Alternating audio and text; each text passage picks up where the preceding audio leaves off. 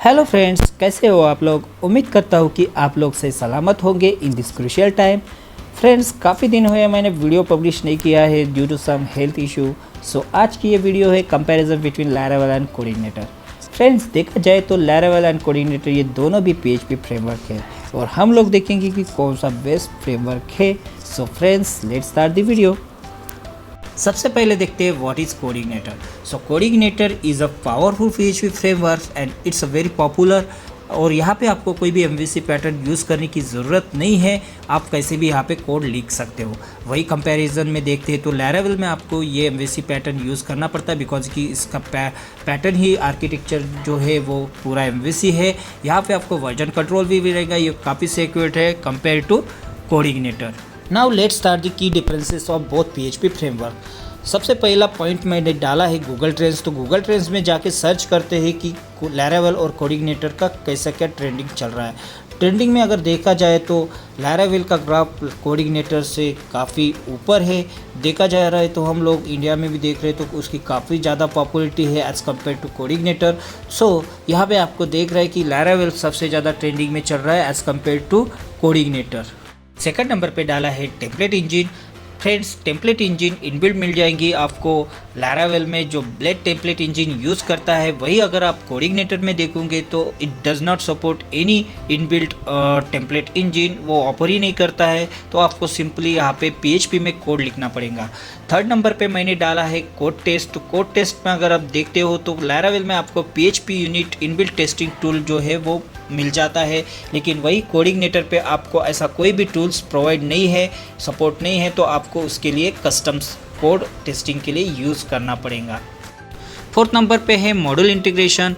Laravel comes with the built in modularity features और वहाँ पे आपको छोटे छोटे मॉड्यूल्स क्रिएट करके आप प्रोजेक्ट क्रिएट कर सकते हो। वही कोडिग्नेटर में it does not offer any inbuilt modularity features और वहाँ पे आपको developer needs to create and maintain module by using module extension.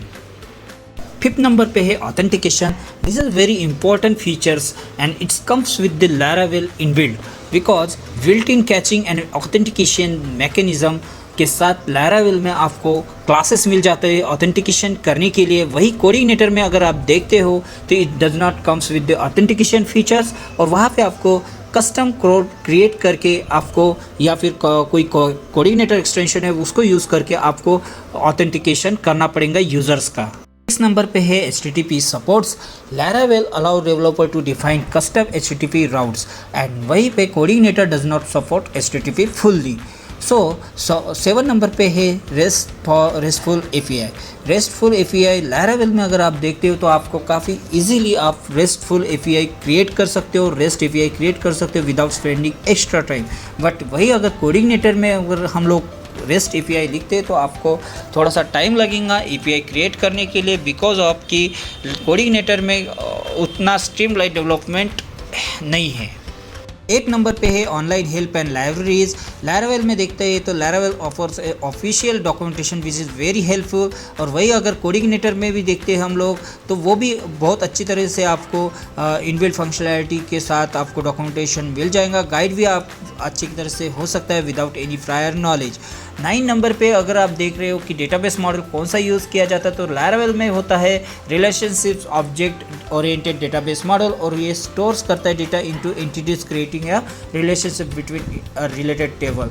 और कोडिग्नेटर में होता है object oriented database model that store at data as an object. Main objective is data encapsulation and inheritance. 10th number पे है support for other database management system.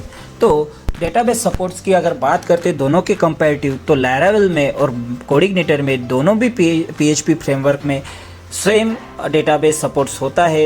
ऐसा कुछ खास differences नहीं है। JDBC या फिर सागरी डेटाबेसेस जो है वो यहाँ पे आप कनेक्टिविटी कर सकते हो, लेकिन सबसे जो मोस्ट इम्पॉर्टेंट है जब भी हम PHP फ्रेमवर्क यूज़ करते तो MySQL को ही हम ज़्यादा से ज़्यादा प्रीफर करते। तो MySQL डेटाबेस सपोर्ट जो है वो यहाँ पे दोनों भी फ्रेमवर्क में आपको मिल जाएगा।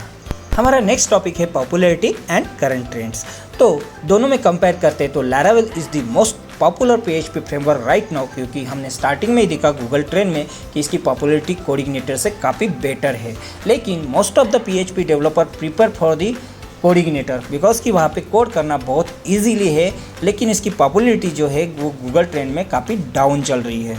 अब आते हैं सबसे लास्ट पॉइंट पे, लर्निंग फॉर बिगिनियर्स। जिसको भी PHP फ्रेमवर्क पढ़ना है वो कौन से फ्रेमवर्क को प्रिपेयर करे। So as compare to Laravel offers many additional feature which are difficult to learn for beginners. जिसको PHP नहीं आती है उनको पहले PHP पढ़ना पड़ेगा, उसके बाद वो Laravel को पढ़ सकते हैं। और वही अगर बात करते हैं कोडिग्नेटर के बारे में, तो CodeIgniter for the beginner to find quite easier than Laravel to learn, because कि इसमें आपको PHP का बेसिक नॉलेज होने के बाद आप कोडिग्नेटर अच्छे से पढ़ सकते हो। So guys this is good enough to understand कि आपको कौन सा फ्रेमवर्क यूज़ करना चाहिए और कौन सा बेटर है। देखा जाए तो guys it's all up to you कि आपको कौन सा फ्रेमवर्क यूज़ करना है। मेरा सजेशन है कि आपको Laravel फ्रेमवर्क को ही कंसिडर करना चाहिए, बिकॉज ऑफ कि आपको इसमें काफ़ी सारी फंक्शनैलिटी मिल जाएंगी। और अभी के लिए PHP में यही बेस्ट फ्रेमवर्क है पढ़ने के लिए, या फिर बिगिनियर हो या फिर अगर आप डेवलपर हो तो इसमें आपको जॉब्स काफ़ी मिल जाएंगी। सो फ्रेंड्स, उम्मीद करता हूँ कि आपको ये वीडियो अच्छी लगी हो। So please like the video, और चैनल पे नया है तो सब्सक्राइब करना मत भूलना दोस्तों, क्योंकि इससे मुझे काफ़ी सपोर्ट मिलता है नया वीडियो बनाने के लिए। मिलते हैं फ्रेंड्स नए वीडियो में नए टॉपिक के साथ।